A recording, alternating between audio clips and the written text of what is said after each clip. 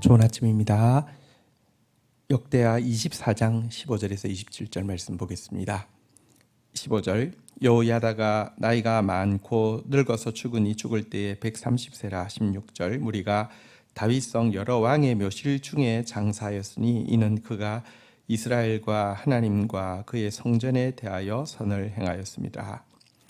자, 요아스를 보호해 주었다가 요아스를 왕위에 세웠고 또 세워진 왕이 말씀대로 잘 통치할 수 있도록 도왔던 대제사장 여호야다가 죽었을 때에 하나님은 그를 축복하기 위하여서 그의 이렇게 그 묘실이 왕의 묘실 중에 장사 되게 해 주셨습니다. 이것은 굉장히 특별한 일입니다.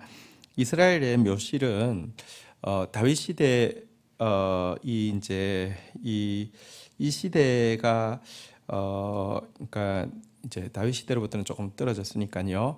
정확하게는 알 수 없지만 어쨌든 확실한 것은 먼저는 그 시신을 이제 그 죽으면 안치하는 곳이 있습니다. 그래서 시간이 지나고 나면 건조한 곳이니까요.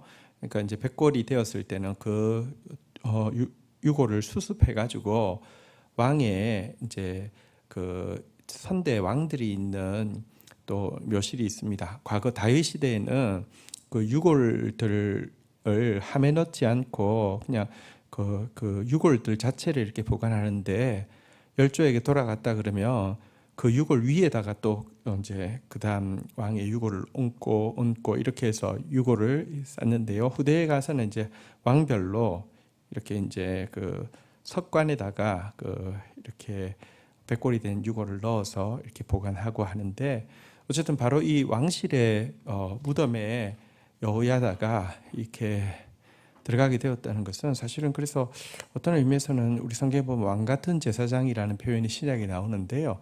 왕 같은 제사장의 어떤 효시가 바로 이 여호야다가 아닌가 이렇게 생각할 수 있습니다. 위엄을 무릅쓰고 하나님의 언약을 믿고 다윗의 자손을 보호하기도 하고요. 또 그를 말씀으로 잘 훈육해서 정말 선한 왕으로 세워지도록 했던 이 모습, 여호야다의 모습, 왕 같은 제사장인 또 우리가 본받아야 할 모습이라고 생각합니다.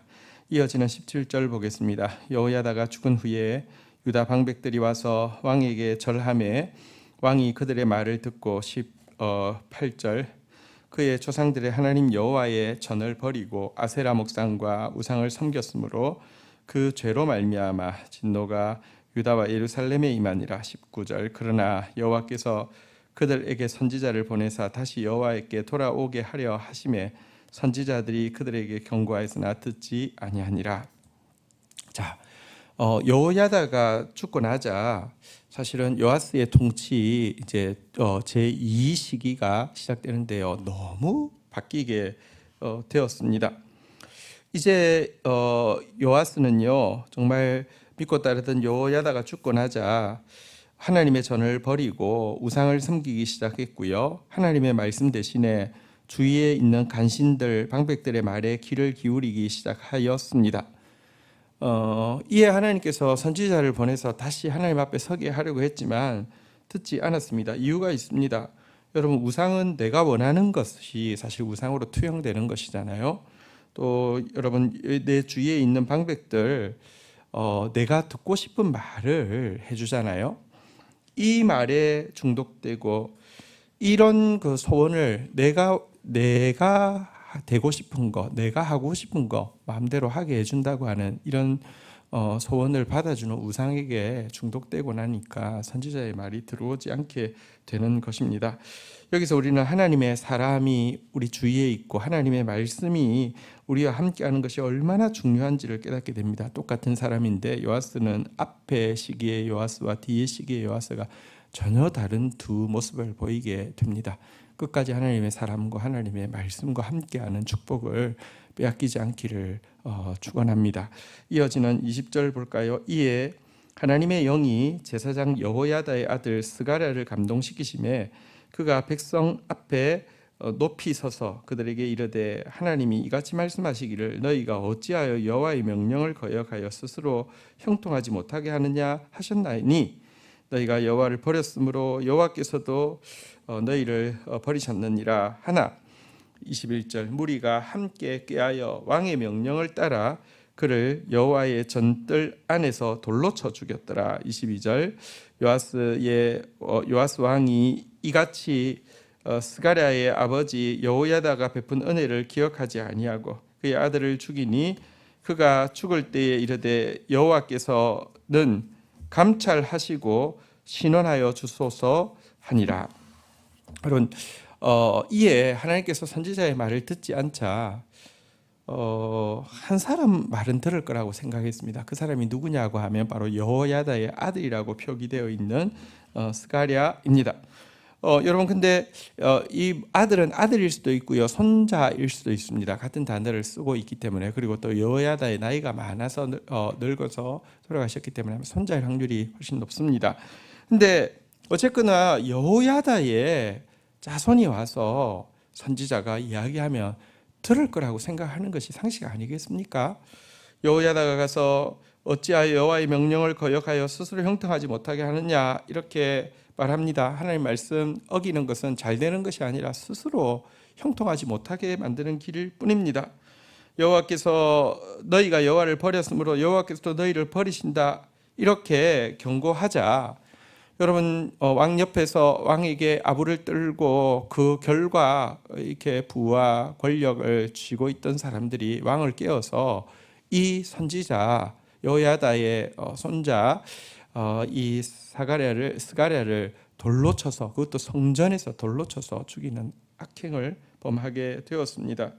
이에 그는 죽으면서 하나님 앞에 여호와는 감찰하시고 신원하여 주옵소서라고 부르짖으면서 그 운명을 하게 됩니다. 이 사건은 사실은 굉장히 중요한 사건이 됩니다.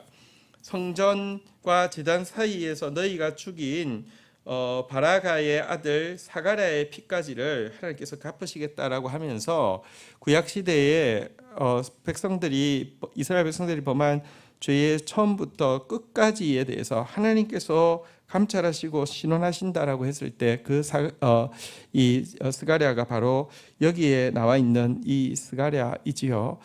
여러분 하나님을 배반하면 일단 나 스스로가 형통하지 못한 것을 넘어서 정말 배은망덕에도 이렇게 배은망덕할 수 있습니까? 자기를 살려주고 자기를 왕이 되게 하고 자기를 선한 왕이 되게 도와주었던 여호야다의 자손을 성전에서 돌로 쳐 죽일 만큼 인간은요 하나님 떠나시면 이렇게까지 악해질 수 있습니다.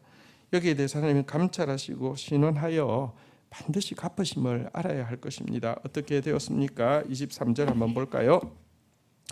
1주년 말에 아람 군대가 요아스를 치려고 올라와서 유다와 예루살렘에 이르러 백성 중에서 모든 방백들을 다 죽이고 노력한 물건들을 다메섹 왕에게로 보내니라. 24절 아람 군대가 적은 무리로 왔으나 여호와께서 심히 큰 군대를 그들의 손에 넘기셨으니 이는 유다 사람들이 그들의 조상들이 하나님 여호와를 버렸습니다. 이와 같이 아람 사람들이 요아스를 징벌하였더라. 자, 그러자 스가랴가 죽은 지 1주년 만에 전쟁이 일어났는데요.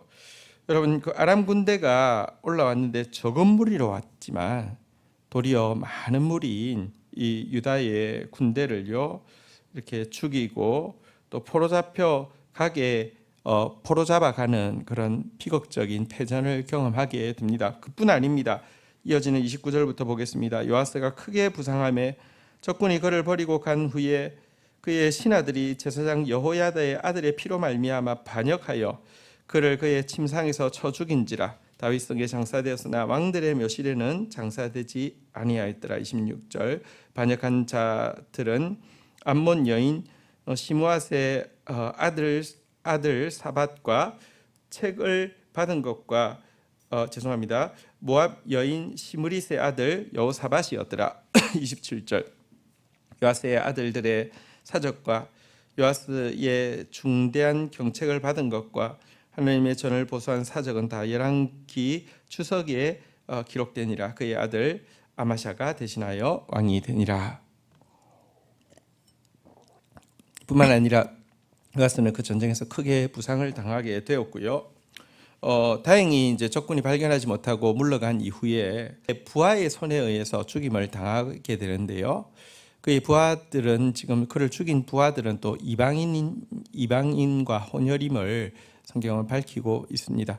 어쨌든 그가 했던 잘못된 율법에 위배된 행동으로 말미암은 결과에 의해서 또 이렇게 혼혈되어진 피에 의해서 죽임을 당하고요.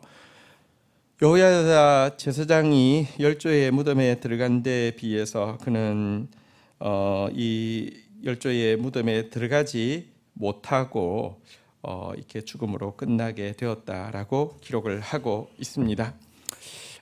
우리가 하나님의 말씀을 떠나면 배은망덕하게 되는 정도까지 파괴되어진다는 것을 요아스의 모습은 잘 보여주고 있습니다.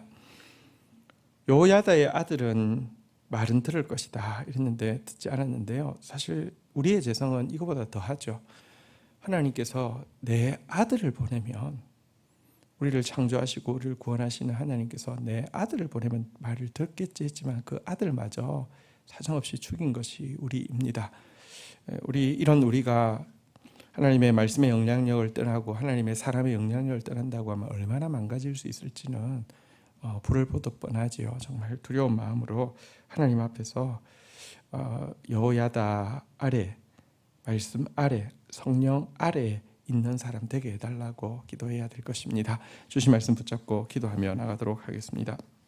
하나님, 정말 말씀을 믿고 목숨을 걸고 요아스를 보호하고 왕으로 옹립하고 바른 왕이 되도록 선한 교훈으로 섬겼던 여호야다가 죽음을 통하여 영광을 받는 모습을 보게 됩니다. 왕 같은 제사장으로 존귀함을 받는 모습을 보게 됩니다.